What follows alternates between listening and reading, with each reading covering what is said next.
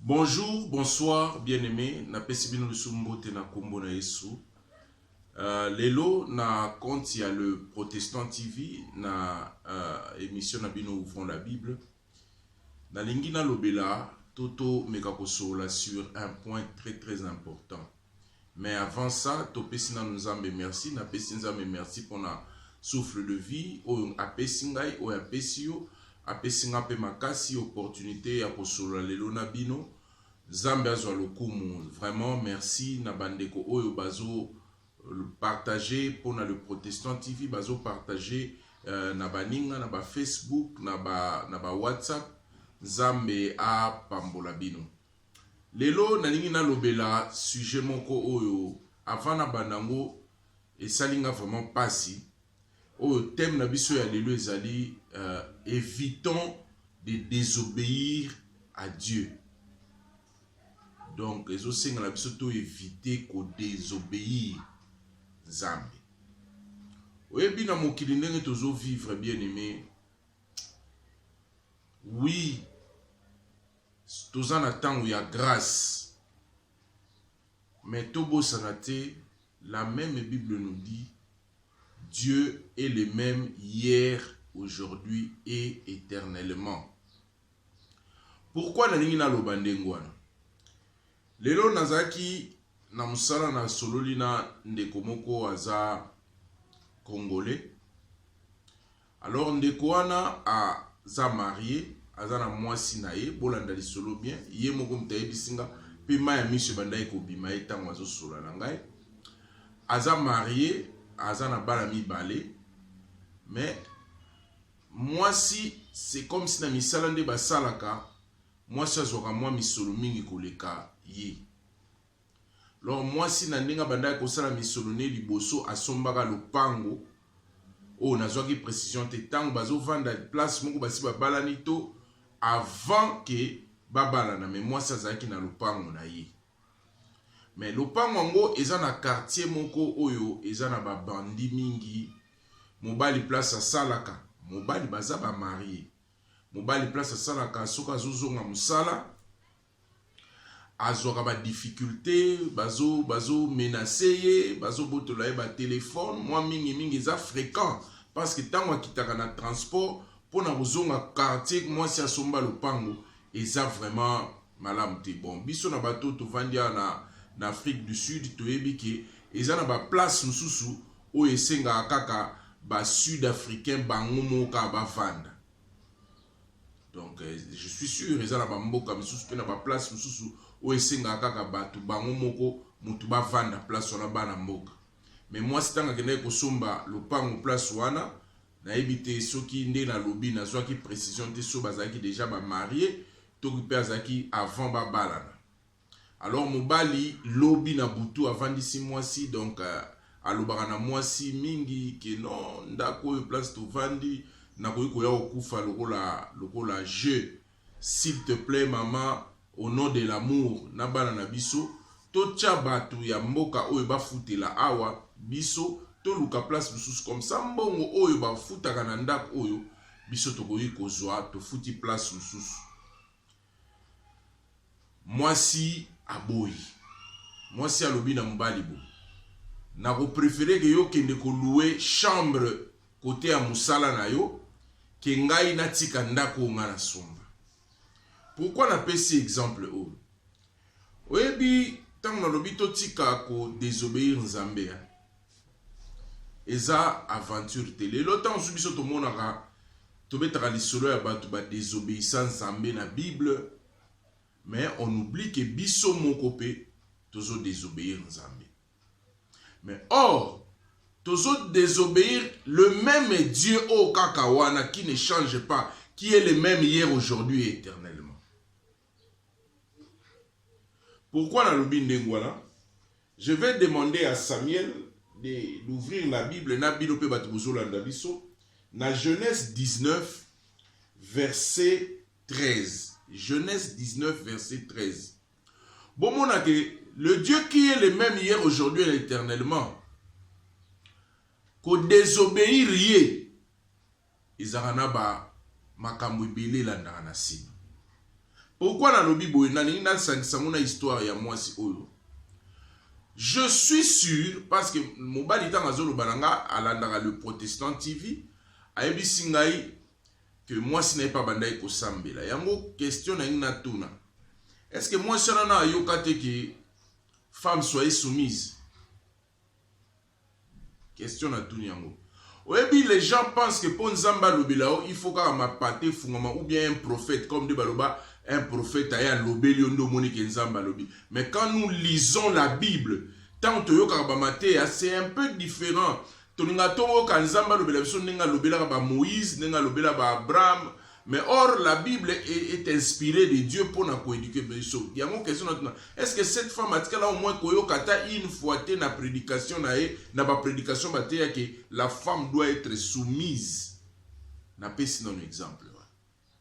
Alors si cette femme n'est pas soumise et qu'elle a yoka ba te yango ou bien tanga na Bible, mais elle ne veut pas être soumise, na point où ils ont dépendre solo tant que mobali na ils ont atteint vie à mobali a ko kufa parce que avant-hier ba botola ki ba téléphone ba botola biloko nyonso ba ngai kutu ba bomaye, mais moi si a boy koza la soumise.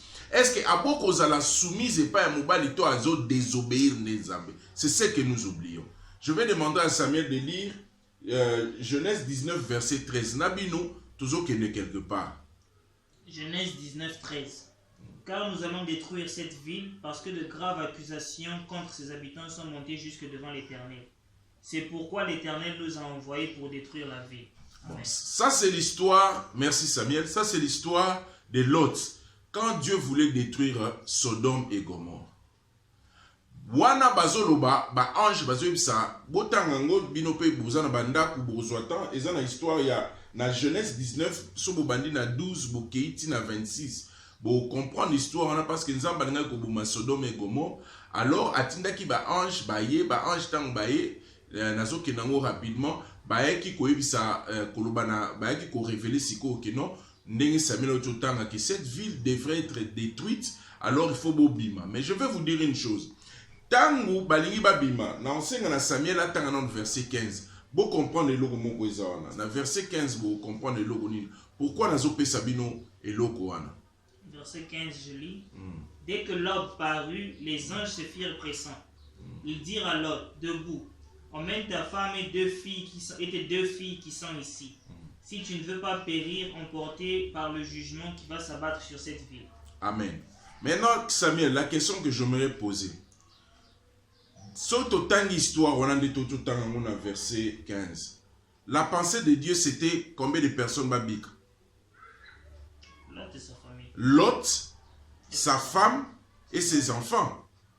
Donc, na plan Nzambe, Dieu voulait que bango babika. C'est pourquoi ba ange ba yebsa ki Lot zo moi si na ona bana na bobima. Bongoti. Alors, si ko tango Nzambe yebisi Lot ke ndenge zo ke nona kotala simate. Kotala simate. Oui, bazwa kingolo. Grâce na Nzambe. Vilo linga kezika. Mais tango bazo kende. Bible lobi na verset 26 Samuel azotanga boyoka. Na verset 26 Samuel atangi. La femme de Lot regarda derrière elle et fut changée en une statue de sel. Bon. Tango moi sa Lot atali na sima a désobéissaki nani? A désobéissaki loi to mibeko Nzambe apesaki. Nzambe alobaki na Lot abi kende kotala sima te, mwasi na Lot akei atali sima. Je suis sûr Lot pa yebisaki bango. Ndenge tozo kende bo totala sima te po Nzambe alobi na ngata tala sima te, donc totala sima te. Mais malgré abimaki na ville wana, donc elle azalaki na grâce ya kobika. Qu'est-ce qui a fait que akomate place wanda kokeni? On appelle ça la désobéissance.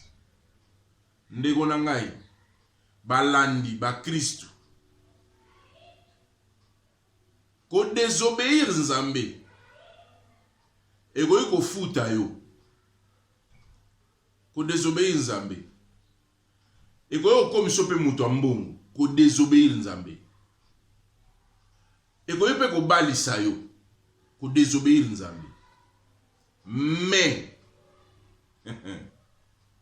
suka ya ko désobéir nzambe atana likambo ya mukie. Il y a des choses que nous sommes en train de vivre, laissez-moi vous dire. C'est à cause de la désobéissance envers liloba na nzambe. Je peux vous poser une question.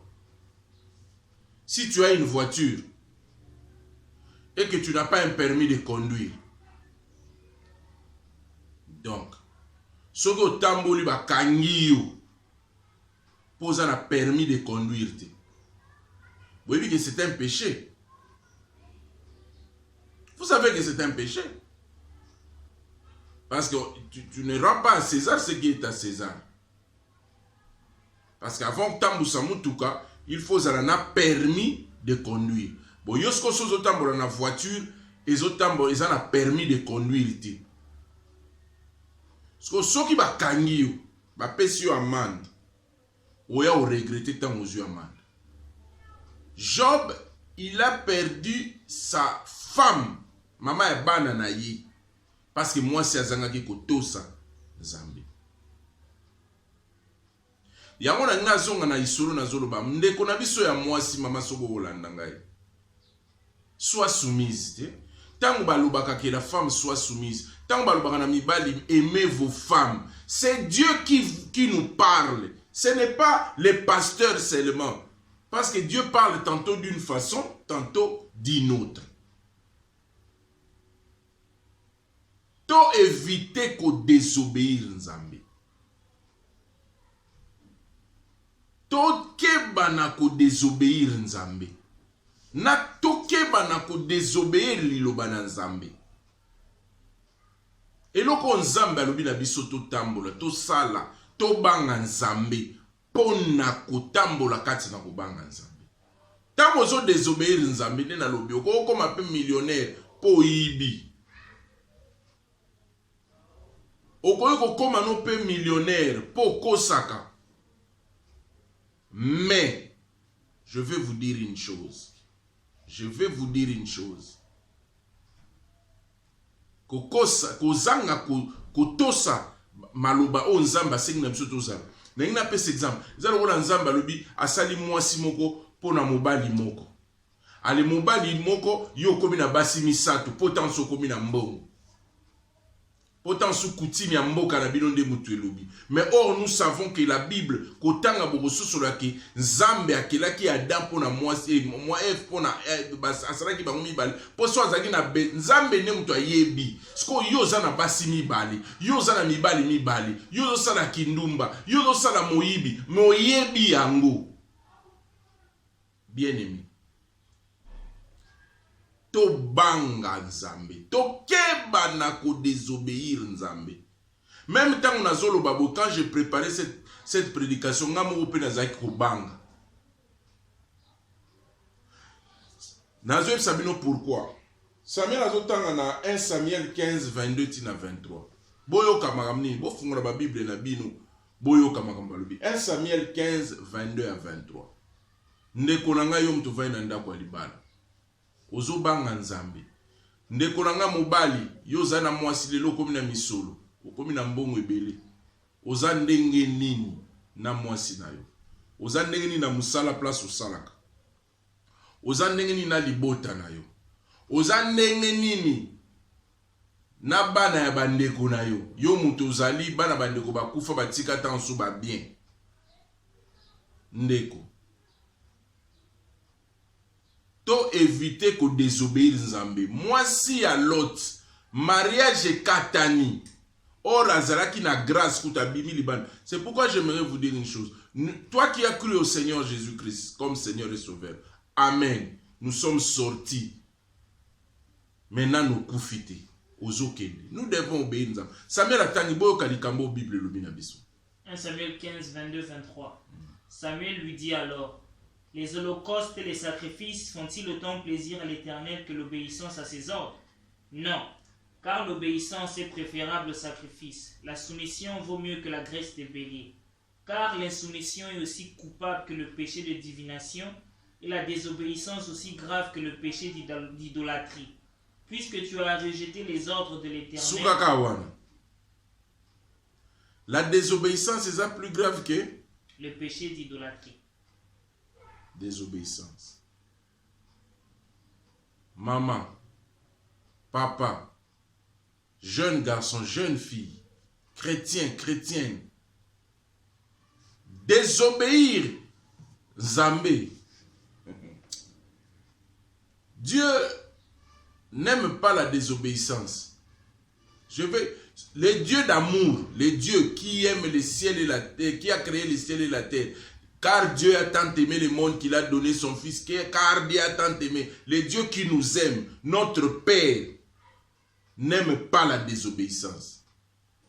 Et si tu as une vie naweza kutambola na makambo nzambe apekisi, même si tu es un pasteur, oba de Dieu, même si tu es diacre, même si tu viens de ondimeli yesu lokola mokonzi pe mobikisi, tu dois craindre et sengeli ko obéir Nzambe. Soki Nzambe alobi na biso totika lokuta, to sala effort ya kotika lokuta. Na lobi te kenga naza mosanto, na condamné pe mutu te, nazo juger mutu te. Ti mukoloni ni to continuer ko désobéir Nzambe. Bible yango elobi l'obéissance vaut mieux que le sacrifice. Na pe cet exemple. Moi je connais un pasteur qui avait prêché quelque part, n'a protesté la gaïa. Alobi boué. Alobi même si oza atangi alobi même si bato bateka ba drogue. Soki bateki ba drogue na bango. Bazu ba mbongo na moma na on église nzamba osepela. Vous comprenez? Au moins sacrifice au baye kosala, mais ba désobéir Nzambe pona bazo boma batu na ba biloko bazo sala. Yo muto zo tongisa église na mbongo ya kindumba. Yo muto zo tongisa église na mbongo ya koyiba. Yo muto zo sala makambo malamu mais ozo désobéir Nzambe. Bandeko to banga Nzambe. Bandeko to banga Nzambe. Nzambe alingi biso mingi, mais alingaka désobéissance te. Alinga bomoni Lot. Moi ça bikaki abimi libanda na si soke zaki na ba période ya téléphone. Moi ça koka ko benga déjà maman, Nzamba za bolingo, atini ba ange na ba bimisi biso na ville Sodome tozo kende. Après 30 minutes, va benga téléphone na yo ezoleka suste ba benga bozoleka te bana mutu banga ba yamba o nini mama bongwa mili banga ya mungwa.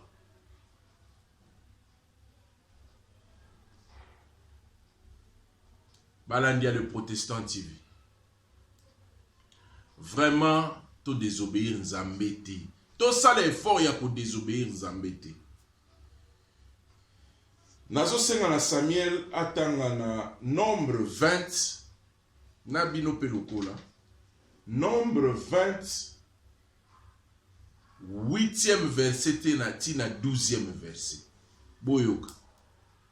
Parce que na Bible on a soki eza na bato basala bakombo na Bible. Eza lokwa ba Noé, eza lokwa ba Abraham, eza lokwa ba Moïse, eza lokwa ba Eli, eza lokwa ba Élisée, eza lokwa ba Paul, basala bakombo. Mais boyoka. Samuel atangi na kombo na Yesu. Nombre 20, 8 à 13. Prends ton bâton et avec ton frère Aaron rassemblez la communauté. Devant eux, vous parlerez à ce rocher pour qu'il donne son nom. Ainsi tu feras jaillir pour eux de l'eau du rocher et tu donneras à boire à la communauté et au bétail. Moïse prit le bâton qui se trouvait devant l'Éternel comme celui-ci le lui avait ordonné. Moïse et Aaron convoquèrent l'assemblée devant le rocher désigné et Moïse leur dit: Écoutez donc, rebelles que vous êtes, croyez-vous que nous pourrons faire jaillir pour vous de l'eau de ce rocher? Moïse leva la main et par 2 fois frappa le rocher avec son bâton. L'eau jaillit en abondance, hommes et bêtes purent se désaltérer.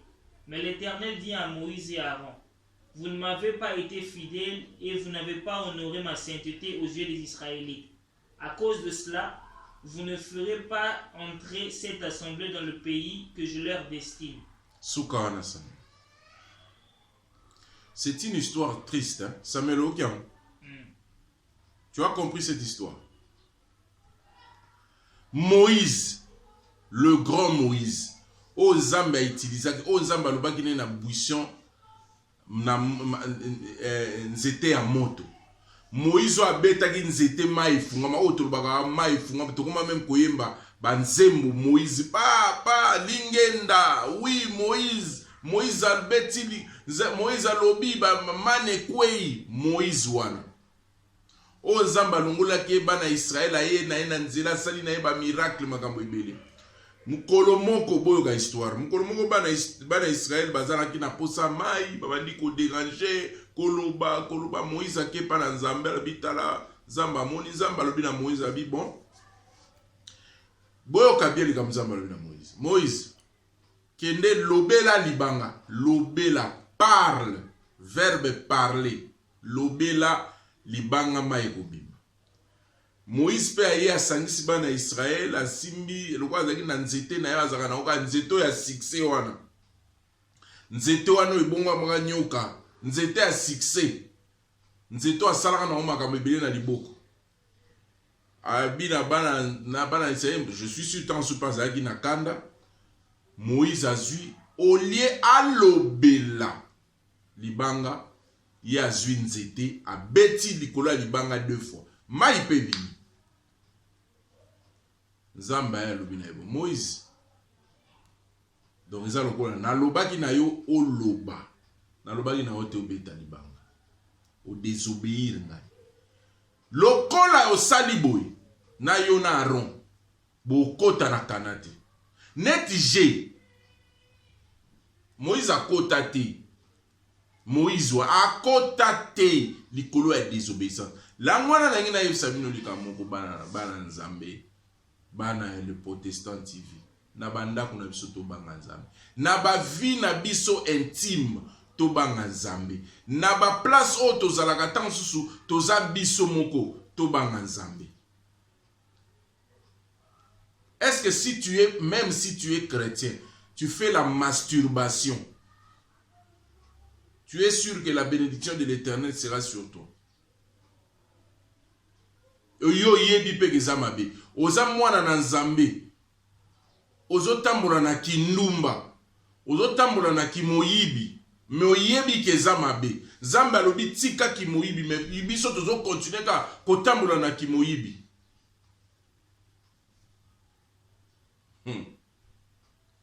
Oui, nous sommes na temps où il y a grâce. Mais est-ce que Samuel, le temps de la grâce fait de Dieu un autre Dieu? Il est le même hier, aujourd'hui, éternellement. C'est pourquoi nous devons faire gaffe na mama monsieur et la rabiso na mokili. Toke bana bilo mustozo kutana na mokili. J'aimerais vous dire une chose. Évitons de désobéir Nzambe. La désobéissance wana. La désobéissance. Oyebi mukolo Nzambe alobaka na Adam kolia mbuma te. Mukolo kolio okufa. Soki ezalaki yo tan susu. Omonde mokili ekoma. Mokili o ekoma boye à cause ya désobéissance. Na ba église. Et ça n'a pas nazo sabino vérité. Même quand je suis en train de vous parler maintenant, moi-même je me reproche. Nazo mite yanga moko. Basi est-ce que boza ba soumise? Mi bali est-ce que bolingi mi basi na bino? Na misala tozo sala ndenge nini? Na tango tozaka libanda mabala na biso tozo vivre ndenge nini? Na tango tozaka na kati ya mabala na biso tozo vivre ndenge nini? Na tango tozalaka toyebi ke Nzambe tango je donne un exemple. Nzambe soka pekisi ki kolangwa te. Combien de personnes ba yebi kolangwa za mabe me ba continuer à kolangwa?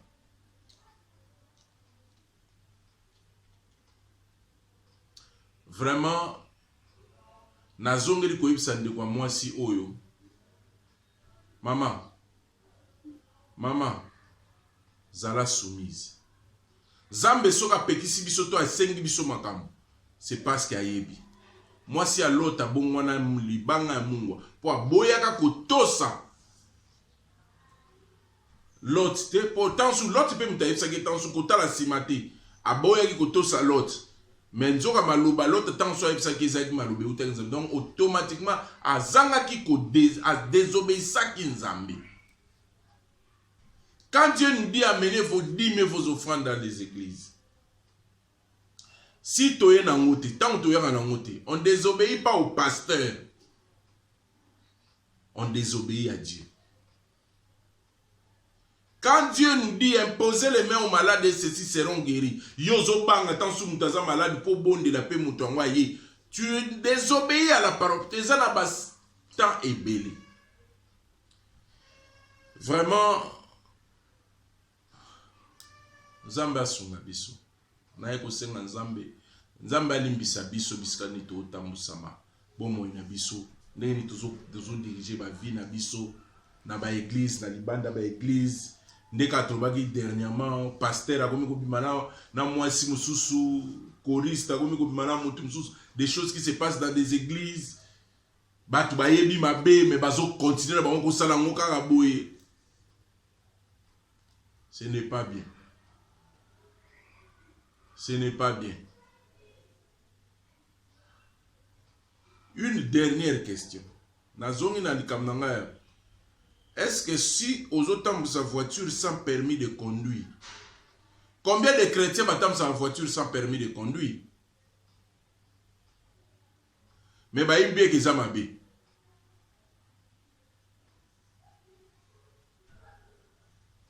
Est-ce qu'on désobéit? Tous les gens comme Nzambe peut comprendre. Dieu pouvait comprendre Moïse. Pour ba sali na e makambo ebele tant sou koleka makambo biso sali. Moïse, moi je vous parle vous aka sur 121 car na YouTube na le Protestant TV. Mais Moïse, combien de 1000 personnes bana kota mwana ba mo azo sali la Nzambe ba manezo kita à cause il y a désobéissance.